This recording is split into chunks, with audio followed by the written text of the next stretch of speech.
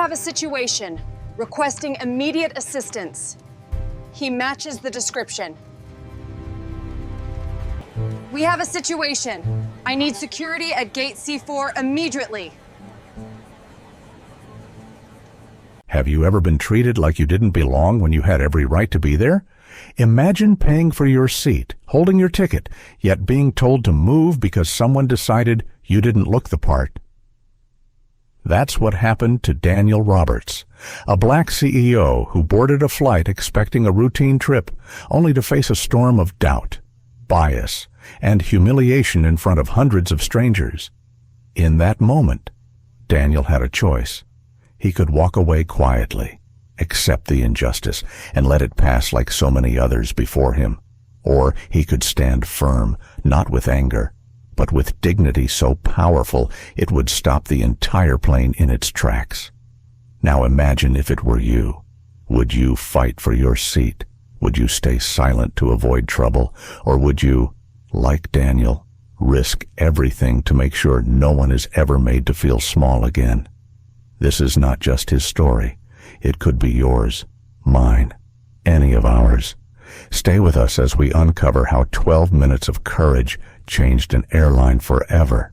And before we dive in, don't forget to like, share, and subscribe, because stories like this deserve to be heard.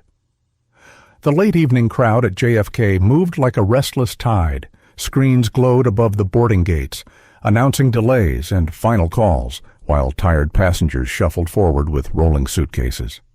In the middle of it all, Daniel Roberts stood quietly at the entrance to Gate C-17, his boarding pass in one hand, his leather briefcase in the other. At 48, Daniel carried himself with the calm authority of a man who had weathered storms far larger than crowded airports. His suit was understated, a navy jacket without flash, paired with polished shoes that had walked into both boardrooms and community halls. His shoulders were broad, his expression composed, but his eyes deep brown. Steady carried the history of someone who had been underestimated more times than he could count. He handed his boarding pass to the gate agent, Paul Anderson, who barely glanced at the glowing scanner before frowning. "Sir," Paul said, leaning in slightly, "this ticket shows first class. Are you sure this is the correct boarding pass?" Daniel's brow lifted just a fraction. "It is. Seat 1A. Paul hesitated, scanning the pass again. The machine chirped confirmation, but Paul's expression did not soften. Instead, he glanced at Daniel's suit, then at his skin, then back to the boarding pass as though expecting it to transform. "You understand these seats are premium," Paul continued, his voice low but edged with suspicion. "We sometimes have system errors around them." Passengers waiting in line shifted impatiently. A mother juggled a stroller. A businessman tapped his watch. Yet Paul kept Daniel there, as if holding him in suspension. Daniel's grip on his briefcase tightened, the smooth leather pressing into his palm. For a moment, a memory flickered him at 15, stopped outside a department store in Atlanta because a clerk assumed a black teenager could only be there to steal. He remembered the humiliation, the heat in his chest. Now, decades later, the scenery had changed, but the pattern had not. "Sir," Daniel said evenly, "I travel often. This is my ticket. If there's an issue, let's confirm it quickly. You're holding up the line." Paul shifted uncomfortably, aware of the line stretching behind Daniel. Still, instead of waving him through, he raised his voice just enough for the nearest passengers to hear. "We've had incidents of fraud with expensive seats. I'll need further verification." A few people looked up from their phones. Someone whispered. Another quietly angled their device, recording just in case something was about to unfold. Daniel exhaled slowly, steady as a stone. He reached into his wallet and laid out 3 items: his driver's license, his Platinum Amex, and his Sky Nova Airlines Elite membership card. He did not slam them down. He did not show anger. He simply placed them on the counter with the dignity of a man who refused to be rattled. Paul examined each as though he were a detective catching a forgery. The names matched perfectly Daniel Roberts. Still, Paul looked unconvinced. He murmured, drawing out the sound as though suspicion were reason enough. Behind Daniel, the murmurs grew. A man in a gray suit muttered, "Come on, let him through." Another, less sympathetic, said, "Well, maybe they're just doing their job."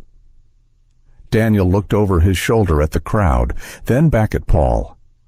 His voice remained low, but his words carried weight. "I've complied with every request. If this were anyone else in this line, we wouldn't still be standing here." The silence that followed said more than anyone wanted to admit. Finally, Paul forced a smile that did not reach his eyes. "Very well. Proceed." Daniel gathered his documents, slipped them back into his wallet, and walked down the jet bridge. Yet his steps were heavier than usual, not because of the briefcase, but because of the familiar weariness pressing against his chest. He had built an empire, commanded respect in financial markets, negotiated with senators and heads of state. And still, in this small fluorescent lit space, he had been reduced to suspicion. As he approached the aircraft door, he adjusted his tie and inhaled deeply. He had learned long ago how to carry these moments, how not to let them spill into anger. But the sting was still there, quiet and sharp, like a pebble in his shoe that refused to go away.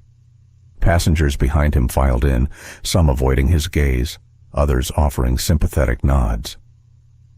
A young woman later he would learn her name was Angela Morris lingered just long enough to whisper, "I saw that. I'm sorry." She lifted her phone slightly, as if to say, "I have this recorded." Daniel gave her a slight nod. He didn't want pity, but he appreciated witness. Inside the cabin, warm light illuminated the plush seats of first class. Daniel walked toward 1A, his assigned seat, unaware that the test at the gate was only the beginning. In less than 15 minutes, he would face a confrontation that would stop a flight, divide a cabin, and reveal truths the airline had spent years ignoring. But for now, he placed his briefcase under the seat, smoothed his jacket, and prepared to settle in. His mind drifted briefly to his daughter back home in Atlanta. He thought of the lesson he always told her. Never let someone else decide your worth. He did not yet know how urgently he would need to live those words before the night was over. The air inside the aircraft was cool, touched with the faint scent of recirculated coffee and leather. Passengers filed into the narrow aisle, bumping shoulders and muttering apologies as they tried to stow bags overhead. The hum of voices was steady, a blend of impatience and routine. Daniel Roberts stepped into the cabin, his boarding pass still warm in his pocket, the memory of the gate agent's suspicion lingering like a shadow. He had dealt with worse, but the residue clung to him. He reminded himself, calm, steady, never let them see you bend. His eyes traveled forward to the wide seats of first class. Seat 1A gleamed at the front corner, its window shaded, its cushion untouched. It was his seat, purchased weeks ago, chosen deliberately for its quiet. He started down the aisle, briefcase in hand. Just as he reached for the headrest of 1A, a voice cut in. "Excuse me, sir," said a woman in the crisp navy uniform of Sky Nova Airlines. Her nameplate read, Emily Clark. Her tone was polite but clipped, professional to the point of coldness. "May I see your boarding pass again?" Daniel straightened, surprised, but not unprepared. He retrieved the pass and held it out. Emily scanned it with her tablet, then frowned slightly. "This shows 1A, she said, glancing at the seat as if it were already spoken for. "We may have a double booking." Daniel's voice was steady. There's no mistake. This is my assigned seat. Emily's eyes flicked up and down his frame, subtle but telling. Her lips pressed into a thin line. "One moment, please." She signaled to a colleague a few rows back. The colleague, Brian Cooper, the lead flight attendant, tall with graying hair and the weariness of years in the air, approached. Emily whispered quickly in his ear, pointing discreetly toward Daniel.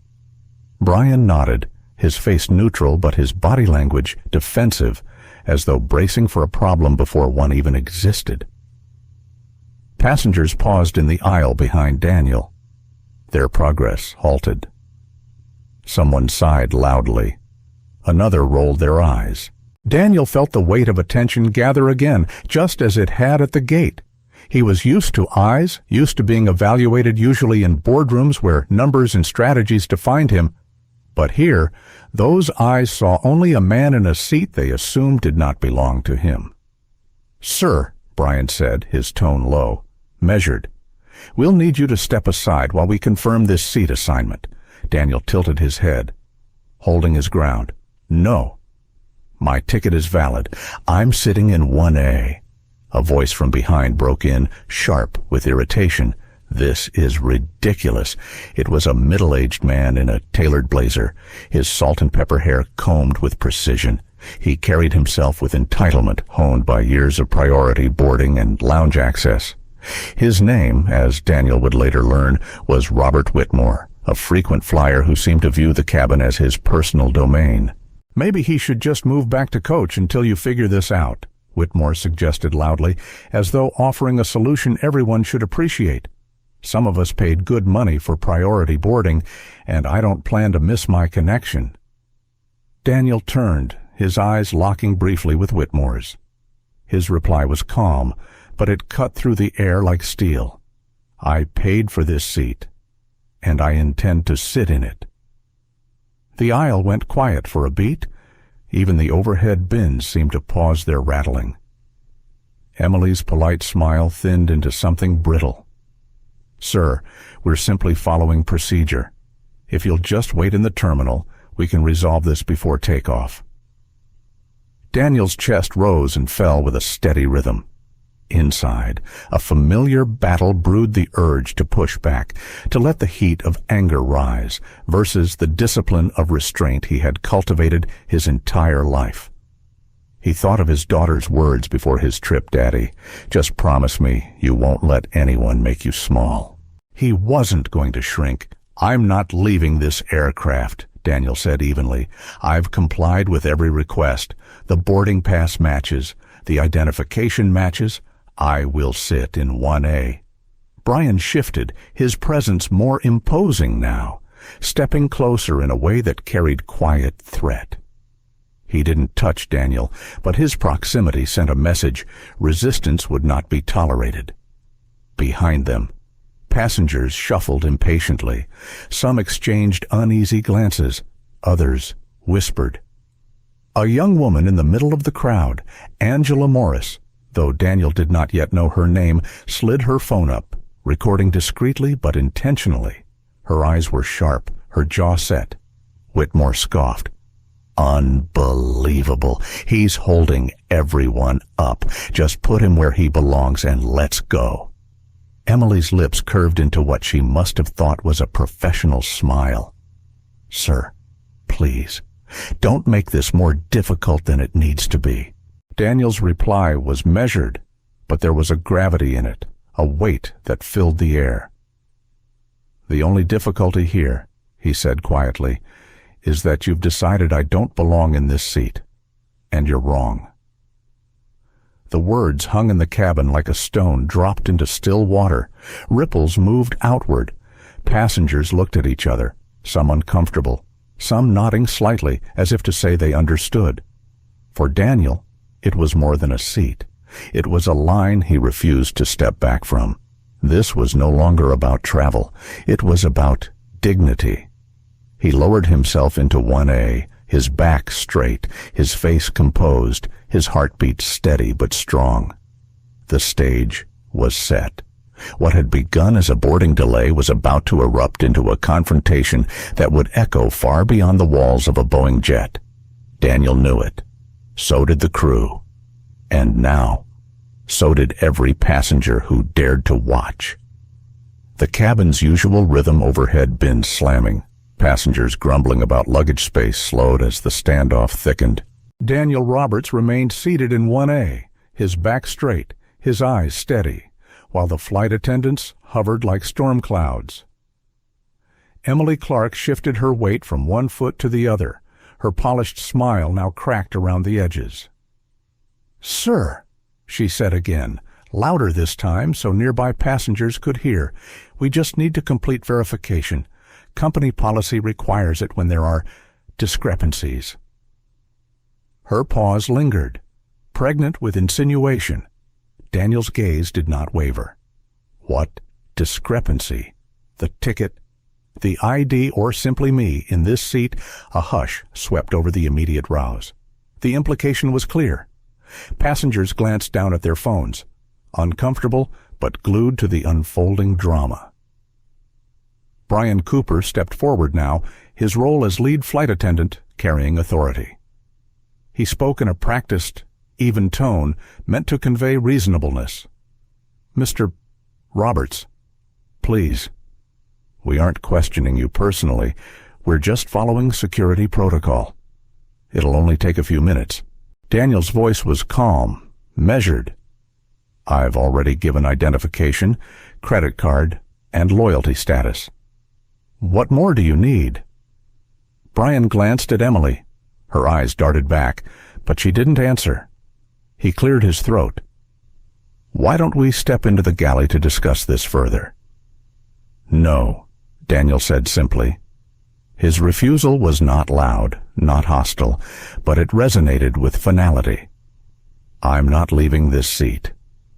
A ripple of murmurs spread down the aisle. Someone whispered, "Good for him." Another muttered, "This is going to delay the flight." From the third row, Robert Whitmore leaned sideways into the aisle. "Look, if he won't cooperate, just put him back in economy. The rest of us have places to be." Daniel turned his head slowly, meeting Whitmore's eyes. "I have cooperated. I have complied. What I won't do is surrender my dignity to make you comfortable." The firmness in his voice silenced Whitmore momentarily. The man huffed and sat back, pulling out his phone as though eager to document his own inconvenience. Near the center of the cabin, Angela Morris adjusted her grip on her phone. She wasn't hiding it anymore. She was recording openly, her face set with determination. She caught Daniel's calm posture, Emily's frown, Brian's hovering stance, and Whitmore's irritation. The lens captured it all. Emily inhaled sharply, pressing her lips into another strained smile. "Sir, we understand your frustration. But when a passenger refuses to comply with flight crew instructions, it creates a safety concern. That's why we need you to step aside." Daniel tilted his head, his voice quiet but carrying across the rows. "Safety concern. Tell me, Ms. Clark, what about me is unsafe? Is it my tone, my calm, or is it the fact that I am a black man sitting in first class?" A ripple went through the cabin again, sharper this time. A man 2 rows back muttered, "He's right." Someone else shifted uncomfortably, unwilling to look. Brian's jaw tightened. "Sir, please don't make this about it already is." Daniel interrupted softly. He wasn't shouting. He didn't need to. The weight of his words filled the air. Emily avoided his eyes, staring down at her tablet as if it held a lifeline. Brian stepped back slightly, his authority shaken, but his stance still confrontational. The moment stretched. Passengers who had entered the plane thinking about meetings, vacations, or connecting flights now sat silently, aware they were watching something larger than a boarding dispute. From the cockpit, the door opened. The sound of footsteps carried down the aisle before the man himself appeared. Captain Richard Collins, uniform crisp, silver hair combed neatly, eyes sharp with authority. strode forward. His presence brought a wave of expectation. Surely the captain would resolve this quickly. "What seems to be the problem?" Collins asked, his voice firm, projecting over the hum of the engines. Emily jumped to speak first. "Captain, this passenger refuses to comply with standard verification procedures. He's been uncooperative since boarding." Daniel opened his mouth, but Collins raised a hand, already shaping the narrative in his mind. He looked directly at Daniel. "Sir, is this true? Have you been refusing crew instructions?" Daniel held the captain's gaze. "I have provided my boarding pass, my ID, my credit card, and my loyalty status.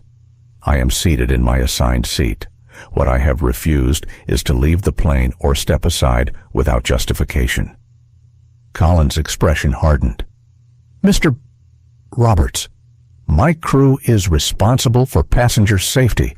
If they request further verification, you need to comply. That's how this works." Daniel's tone remained level. "And what verification exactly? Do you require I've given everything possible?" "So what is it you're looking for, Captain? Or perhaps who is it you're looking to remove?" The question landed heavy.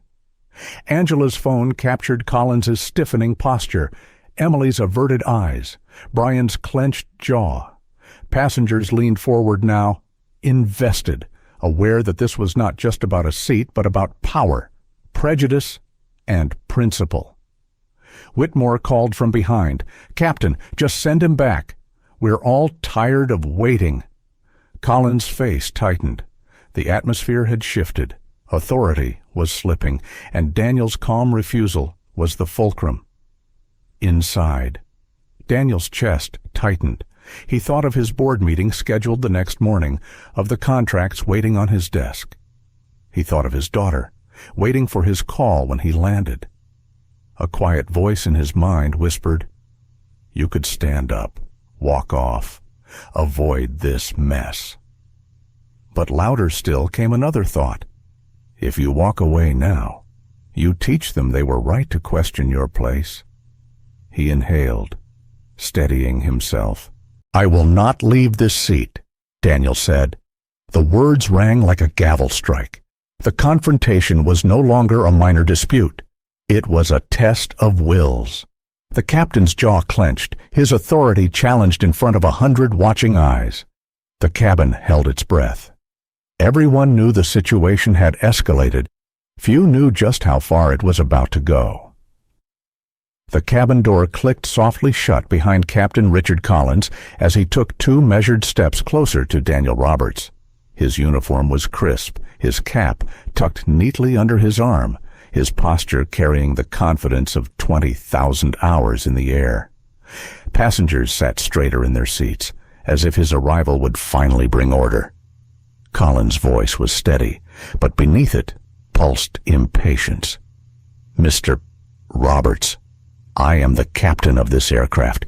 My crew follows my authority, and passengers are expected to comply with their instructions. That is not a matter of debate. It's federal law." Daniel's hands rested calmly on his knees. He did not raise his voice. "Captain, I respect federal law. What I don't respect is being asked to leave my assigned seat after I've provided every document requested. You and I both know this has nothing to do with safety." A stir moved through the cabin. Someone whispered, "He's right." Others avoided eye contact, staring down at glowing phones, pretending to be invisible. Collins pressed on, his jaw stiff.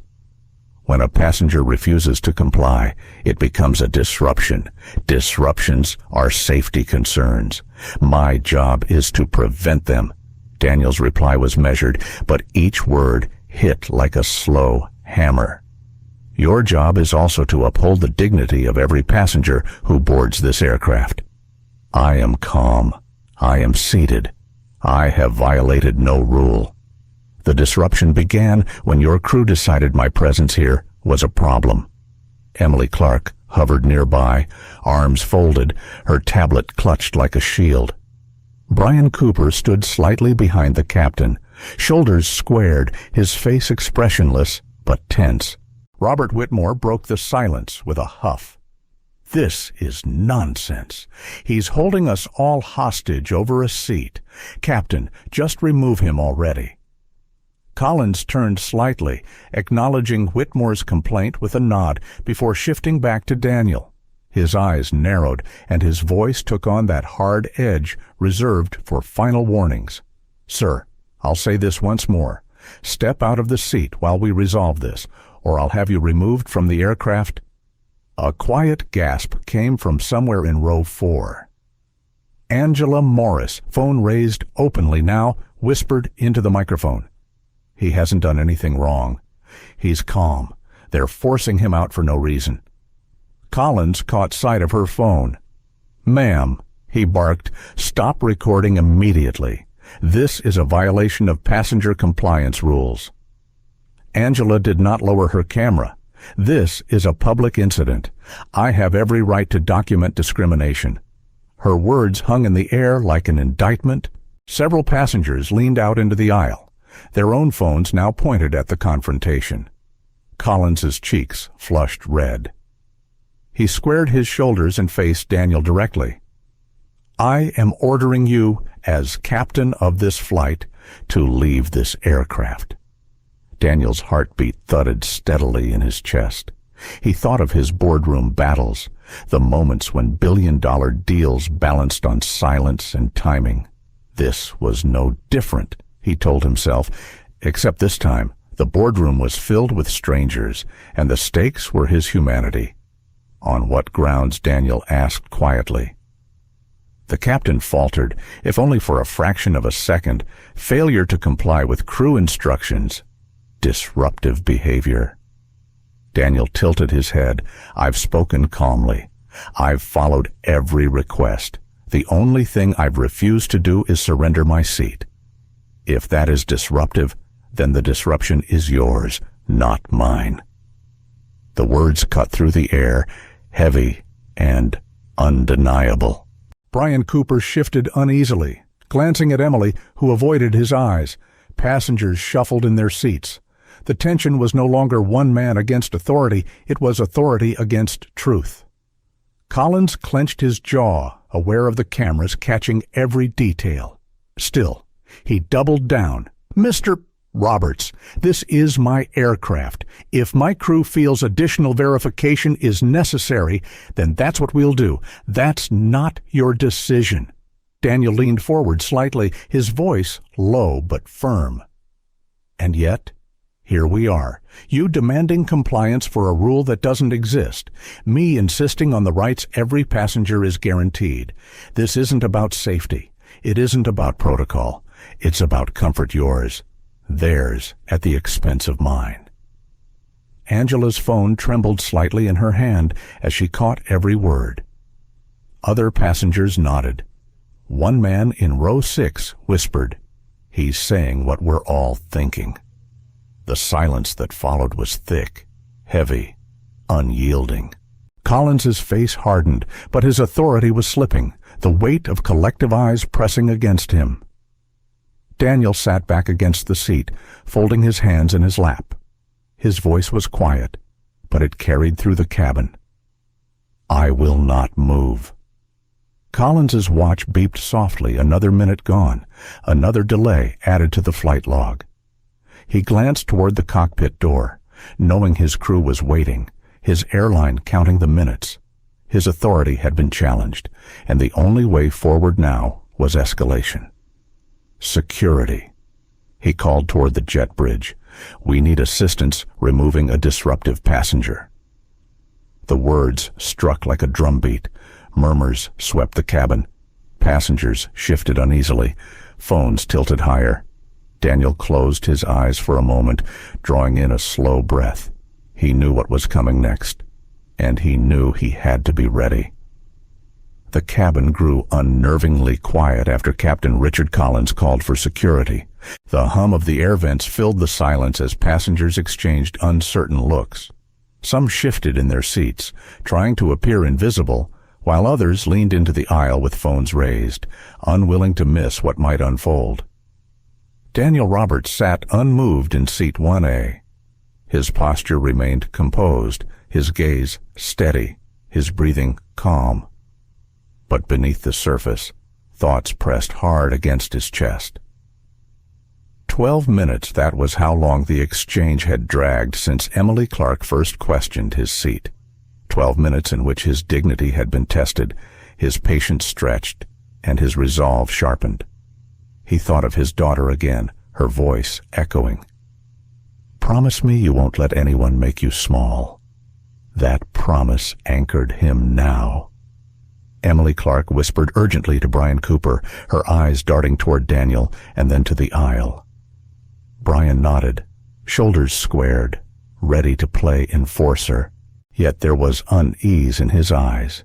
He knew cameras were rolling, and the narrative was slipping out of his crew's control.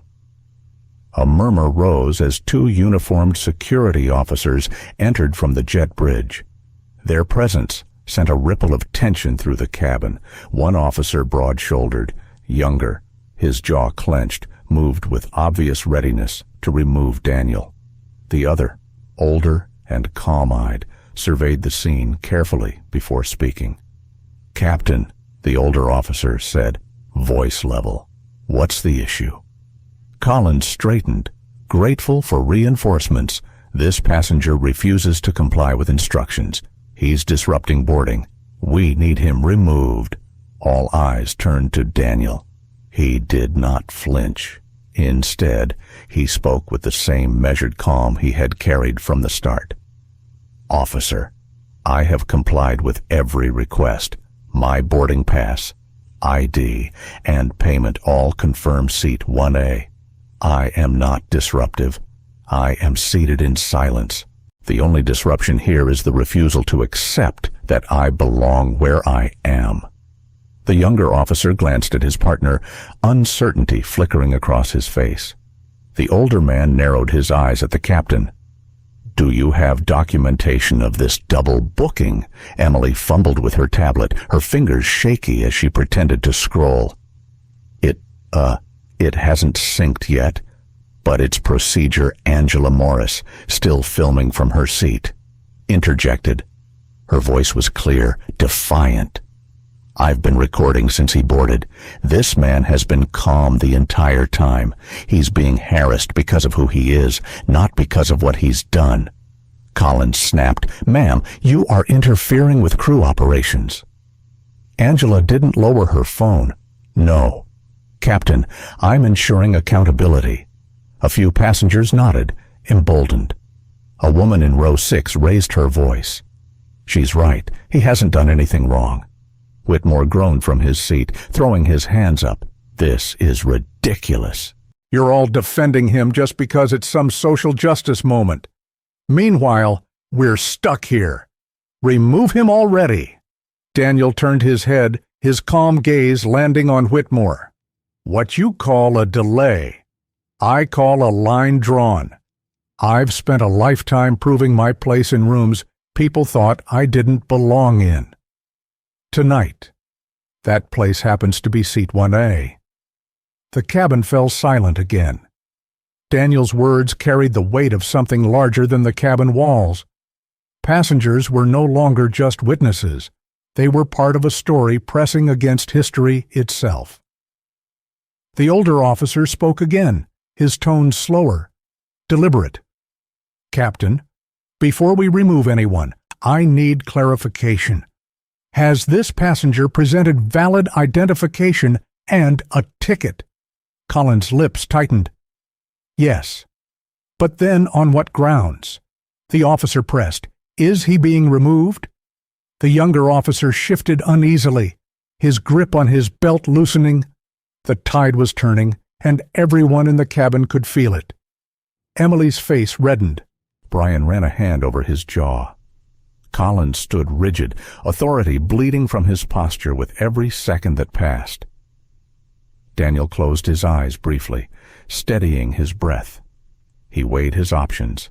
Complying would mean erasure, a silent surrender that gnawed at the soul. Resisting meant escalation, risk, headlines, fallout. He imagined his daughter scrolling through her phone, seeing a video of him dragged down an aisle. He shuddered inwardly, but then steeled himself. Better to be dragged in truth than walk away in silence. When he opened his eyes, his voice was soft but resolute. "I will not move." Those 4 words carried the force of history, Rosa Parks on a bus, generations refusing to step aside. Angela's recording caught the hush that followed, the electricity in the air. One by one, phones rose higher. Dozens of tiny lenses glared back at the crew, promising exposure, accountability, a reckoning. The older officer finally sighed. "Captain, we're not removing him. Not like this. Not without cause." Gasps and murmurs filled the cabin. Collins' face hardened, veins tight along his temple. His authority had been challenged not just by a passenger, but now by law enforcement on his own aircraft. For the first time, doubt flickered across Emily's face. Brian shifted his stance, caught between loyalty to his captain and the gnawing sense that the tide of truth was against them. Daniel remained seated, unmoved, his eyes fixed straight ahead.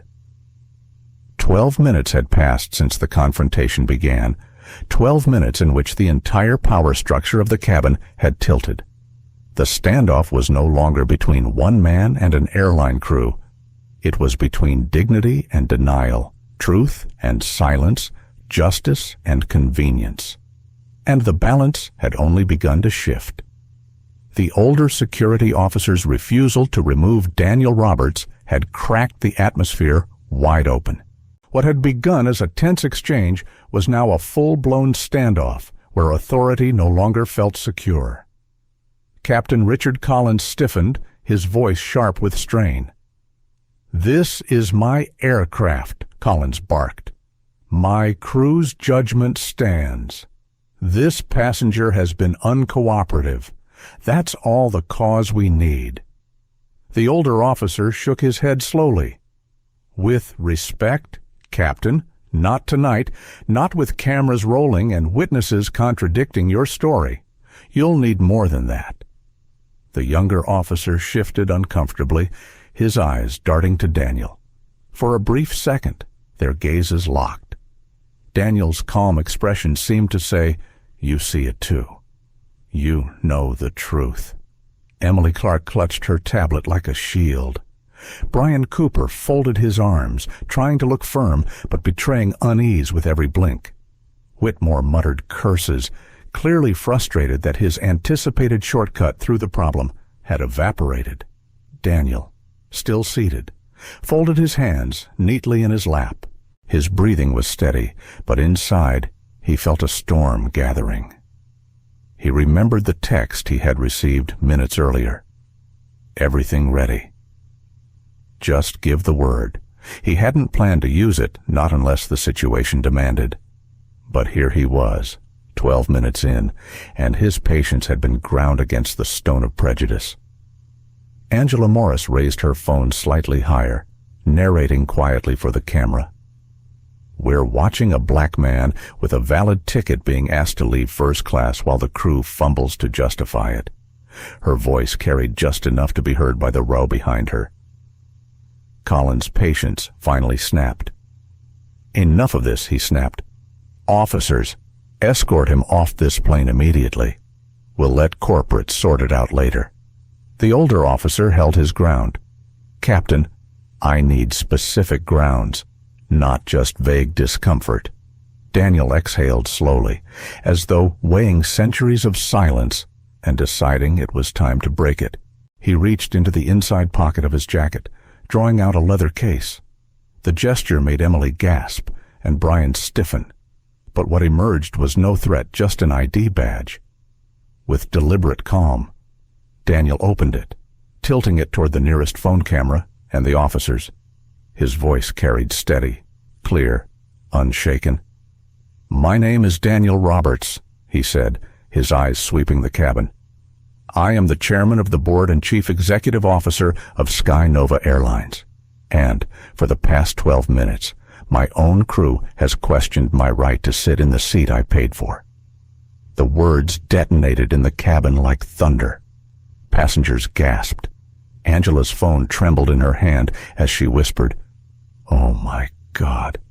Emily's face drained of color. Brian's jaw fell open. Collins staggered back a step as if struck.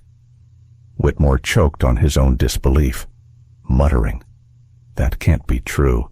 But even his voice was drowned out by the sudden murmur of passengers. Daniel let the silence stretch, every second pressing weight onto the crew. He placed the badge carefully on the tray table, folding his hands again.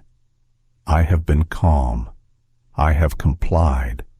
And yet I have been treated as a suspect in my own company's aircraft. You didn't just question my documents. You questioned me.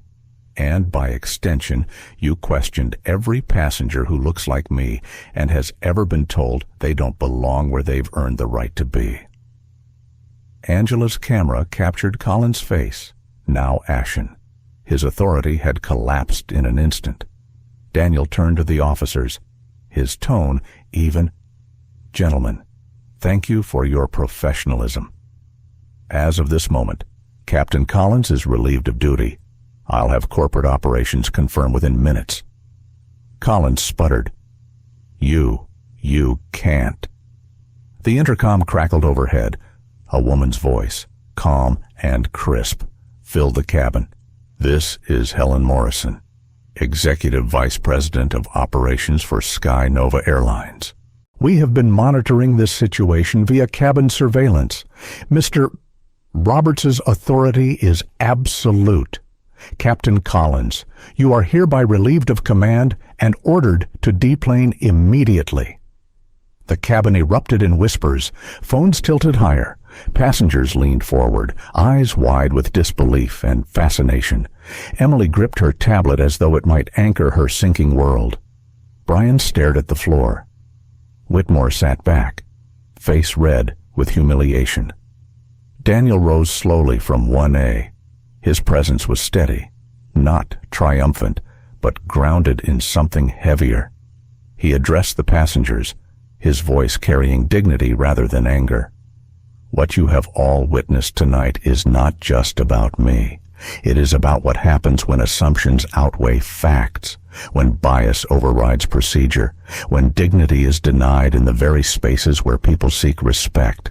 I refuse to accept it for myself, for you, for anyone." A woman in the middle rows clapped softly. Another joined. Soon, applause rippled unevenly, awkward but sincere. Daniel raised a hand, not for silence, but for reflection. "We will continue this flight with a new captain, and when we land, changes will begin that no crew member will mistake or ignore again." His eyes swept across Emily, Brian, then Collins, who stood frozen at the edge of the aisle. "As for you, you'll have to answer for tonight's actions." Collins tried to speak, but no words came. Security guided him gently but firmly toward the exit, his career dissolving in front of 100 lenses. Daniel sat again in 1A. For the first time, he allowed himself a quiet sigh. Not of relief this was not over, but of resolve. He thought again of his daughter. "Promise me you won't let anyone make you small." Tonight, he had kept that promise, and the world was watching. The hush that followed Captain Richard Collins' removal was unlike any silence Daniel Roberts had ever experienced on an aircraft. It was thick, charged, vibrating with disbelief and awe. Passengers who had muttered impatiently before now stared as if they had stumbled into a history-making moment. Emily Clark and Brian Cooper lingered near the galley, eyes darting anywhere but toward Daniel. The authority they had clung to moments before had evaporated, leaving them exposed. Even Robert Whitmore, the businessman who had so confidently urged Daniel to step aside, shrank into his seat, avoiding eye contact. Daniel remained standing in the aisle, his voice calm, steady. "Ladies and gentlemen, I regret that your flight has been delayed. What you witnessed was not what air travel should ever be. We will continue. But first, accountability must be clear. The intercom chimed again. Helen Morrison's voice came through, firm and deliberate. Mr. Roberts, you are fully empowered to act on behalf of Sky Nova's executive board. The replacement crew is ready. Proceed as you see fit. Passengers exchanged glances. No one had expected such direct acknowledgement from the airline's highest offices, let alone in real time. Daniel turned toward Emily and Brian. Ms. Clark, Mr. Cooper, you are suspended effective immediately. Gather your belongings and exit the aircraft. Security will escort you. Emily's lips quivered. Mr. Roberts, please, I have a family. I didn't mean Daniel's gaze softened, but his words remained unyielding. I don't doubt that you have people who depend on you, but in this cabin, you made choices that denied another person his dignity. Accountability matters. Tonight, it matters in front of these witnesses. Brian lowered his head. He didn't protest, only shuffled back toward the door, each step the sound of a career unraveling. Emily followed, trembling. As they deplaned, a ripple of murmurs traveled through the cabin. Phones recorded every second, documenting not just Daniel's composure, but the tangible consequence of bias meeting power. The replacement crew entered with quiet professionalism. A new purser, a woman named Jessica Harper, introduced herself briefly, then moved to reestablish order. Her calm, inclusive tone stood in stark contrast to what had come before. Daniel returned to 1A, finally lowering himself into the seat that had triggered such resistance. He allowed himself a single deep breath. Around him, passengers whispered, some in apology, others in admiration. Angela Morris approached cautiously, phone still in hand. Mr. Roberts, may I? She gestured as if to ask permission to keep recording. Daniel gave a small nod. Record, the truth deserves witnesses. She steadied her phone, her voice carrying softly. For 12 minutes, this man was denied his right to sit in first class. Now he sits here, not just as a passenger, but as the leader of the very company that tried to remove him. What do you want people to take from this, Mr. Roberts? Daniel looked into her lens as if into the eyes of every viewer who would later see the clip. His tone was even, reflective. I want them to see that dignity is not optional. It cannot be verified with extra ID, cannot be measured by assumptions. It belongs to each of us the moment we step through that door. His words resonated, stirring a quiet applause from scattered rows. A man in 14C clapped first, then a woman in 22A, and soon it spread not a roar, but a steady acknowledgement of something greater than a delay. Daniel didn't bask in it. He simply folded his hands as if to remind himself that this was not victory, it was a beginning. The new captain, Jennifer Walsh, entered the cabin to introduce herself. She addressed Daniel first with respect, then turned to the passengers. We apologize for the disruption. Our flight will continue shortly. Thank you for your patience. Her tone restored something fragile yet essential, trust.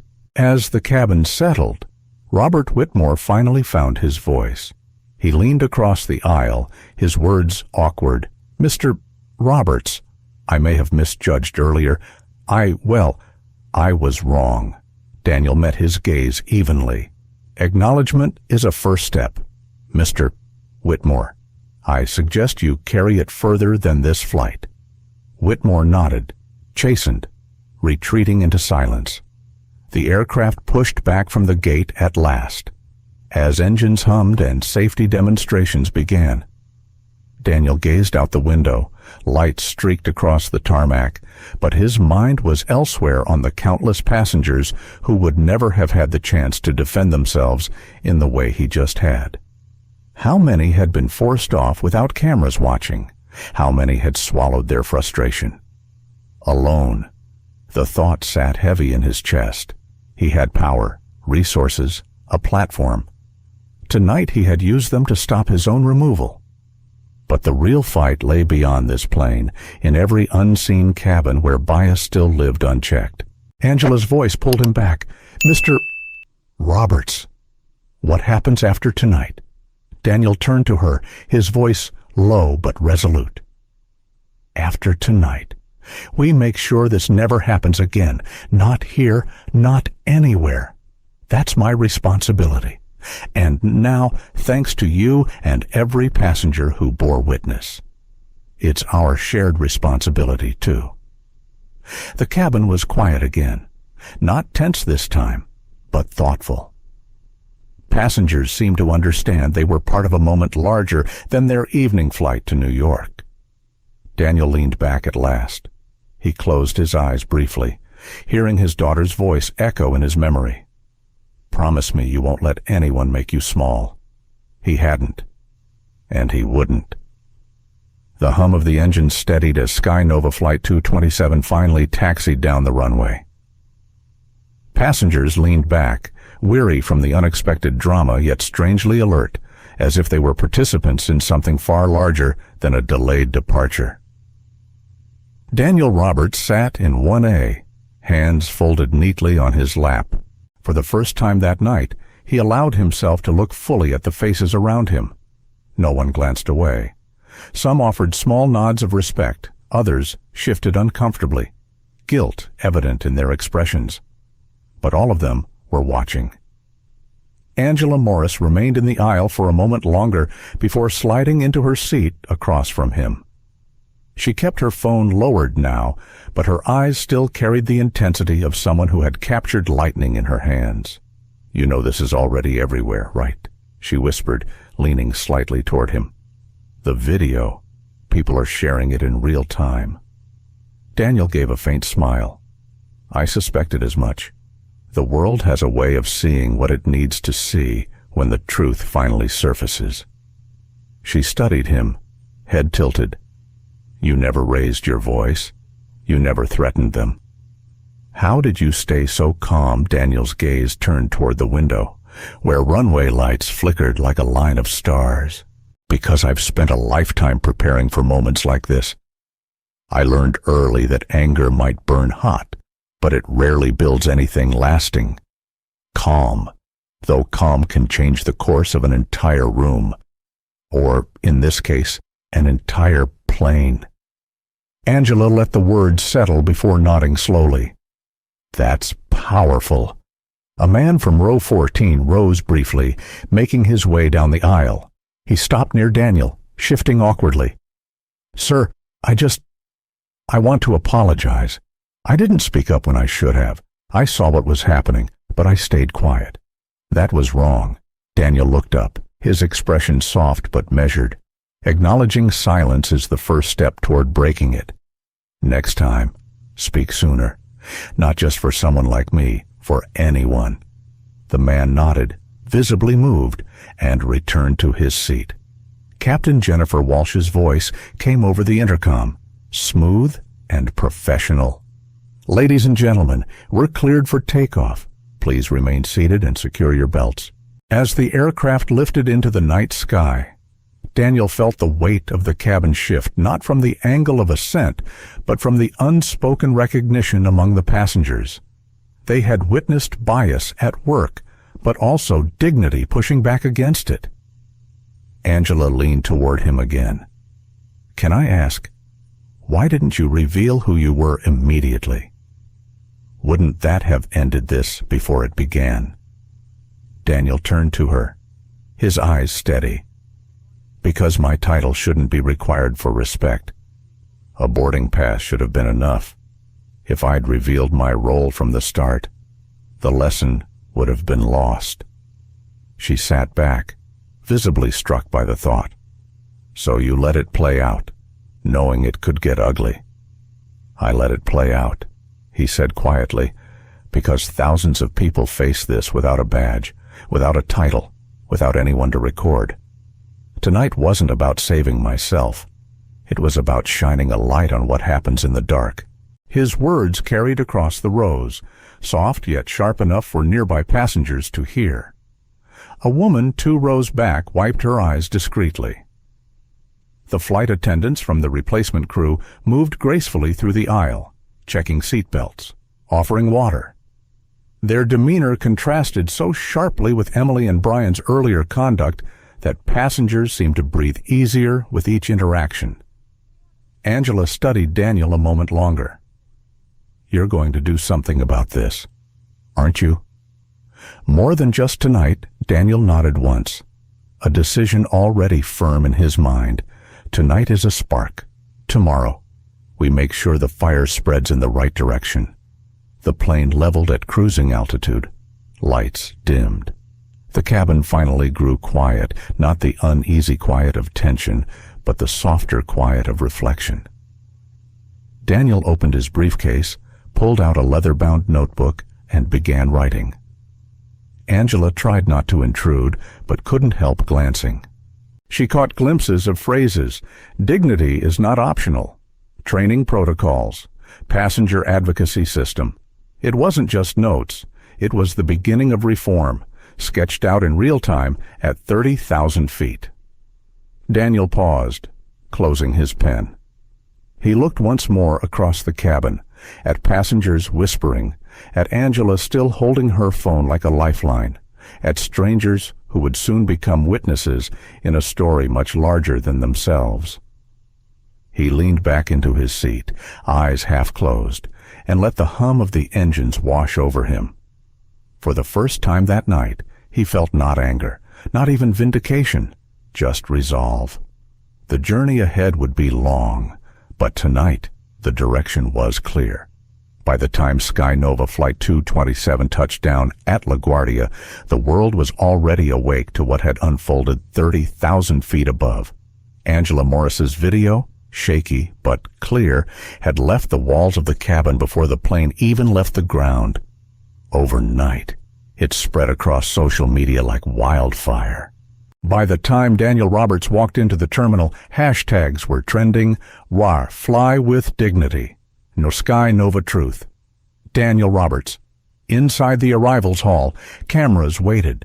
News outlets had intercepted the story, hungry for images of the man who had stopped a plane with his calm refusal to yield. Daniel, however, didn't speak right away. He walked with quiet composure, acknowledging the crowd with small nods, but saving his words for when they would matter most. At his Manhattan office the following morning, Daniel gathered SkyNova's senior leadership team. The room was thick with unease.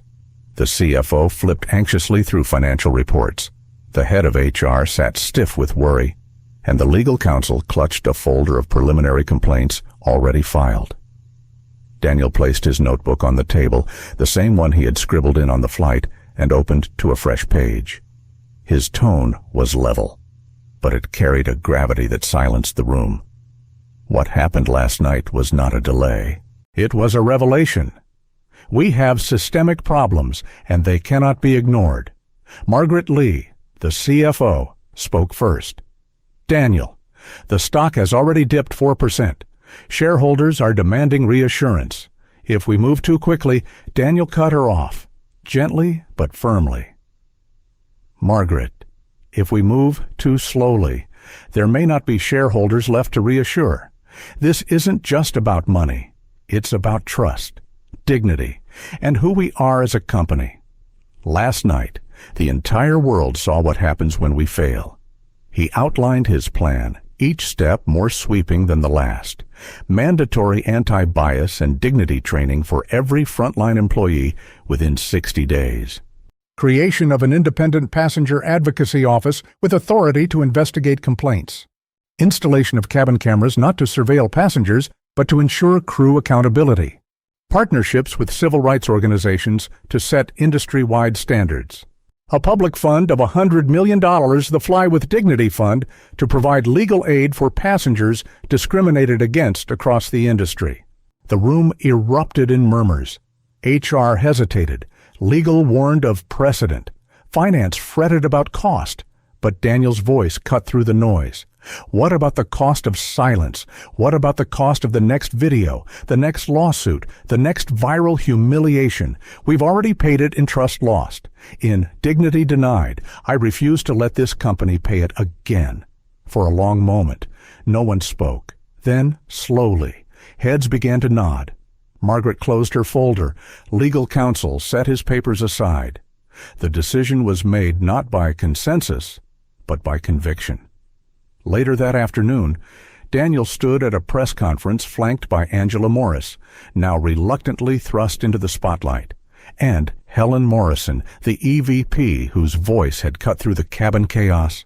Cameras flashed, microphones bristled. Daniel's statement was measured but powerful. Last night, I was not treated as a passenger.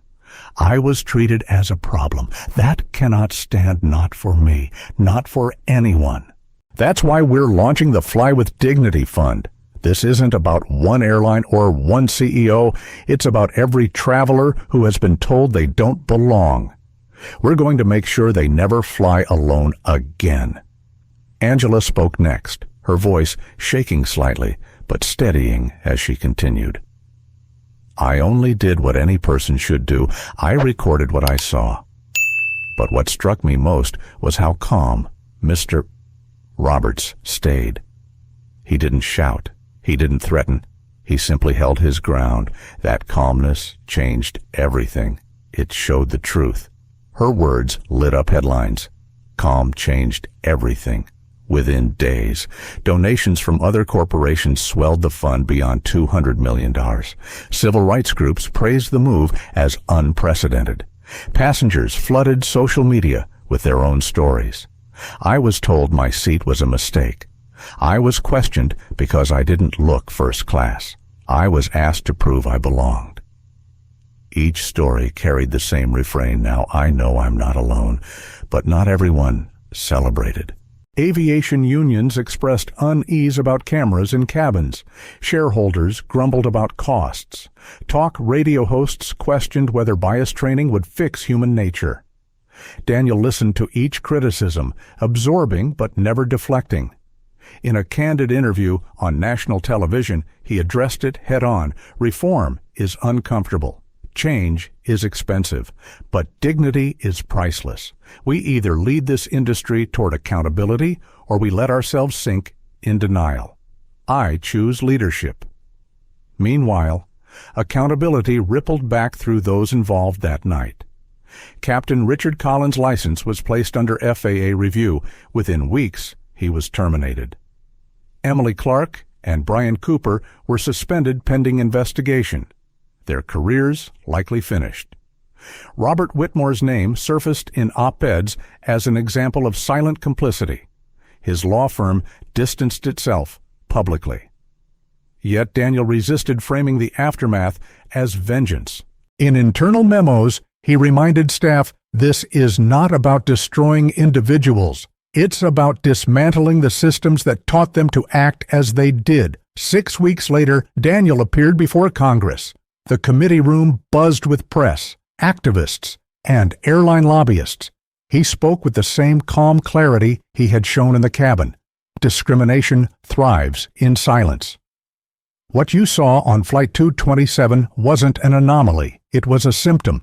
If I, as CEO, can be treated this way, imagine the millions without my title, without my platform. That is why we need federal standards. Bias cannot be a matter of company discretion. It must be a matter of law. His testimony sparked bipartisan momentum. Lawmakers, initially skeptical, found themselves confronted with undeniable stories, undeniable videos, undeniable truth. Drafts of an airline passenger Bill of Rights began circulating before Daniel even left the chamber. That evening, Angela texted him a simple message. You kept your promise. You didn't let them make you small. Daniel replied. We kept it together. You, me, and everyone watching. Now, we make it bigger. Back at Sky Nova headquarters, walls once adorned with generic corporate slogans now bore a new phrase, Fly with Dignity. It wasn't branding. It was a commitment etched in every hallway, every training manual, every board meeting agenda. Daniel knew the work had just begun, but for the first time he felt the tide turning not just for himself, but for every passenger who would board a plane tomorrow with the expectation of respect. 6 months later, Daniel Roberts found himself once again at an airport gate. The same fluorescent lighting, the same hum of announcements over the intercom, the same nervous energy of travelers juggling luggage and boarding passes. But something was different, something intangible yet undeniable. Sky Nova's branding had changed. Posters lining the terminal read "Fly with Dignity" in bold letters, accompanied by images of diverse passengers smiling, not posed, but candid. The company's promise had been stitched into the very fabric of its operations. Daniel smiled faintly at the sight. This time, when the gate agent scanned his ticket for seat 1A, there was no hesitation. The young employee, barely out of college, by the look of him, glanced at the screen, then at Daniel, and greeted him with a warm, unguarded smile. "Welcome aboard, Mr. Roberts. We're honored to have you." Simple words, honest words, and they meant more than the young man could have imagined. As Daniel walked down the jet bridge, memories pressed against him. Emily Clark demanding additional verification, Brian Cooper's posture of quiet aggression, Captain Richard Collins ordering him to deplane. The weight of those 12 minutes still lingered in his chest, but alongside them came the sound of applause from strangers, Angela Morris's steady courage, and the ripple of change that had followed. Inside the cabin, passengers looked up, some with faint recognition. A few whispered his name. Daniel settled into 1A, breathing in the familiar scent of jet fuel and recirculated air. This time, no one questioned his presence. No one hovered with suspicion. Instead, a flight attendant approached with a respectful nod. "Mr. Roberts, can I offer you a glass of water before we depart?" He accepted with a grateful smile. As the cabin filled, Daniel reflected on the months since that night. The Fly with Dignity Fund had already taken on dozens of cases, families removed without cause, passengers profiled at gates, individuals silenced because they didn't look the part.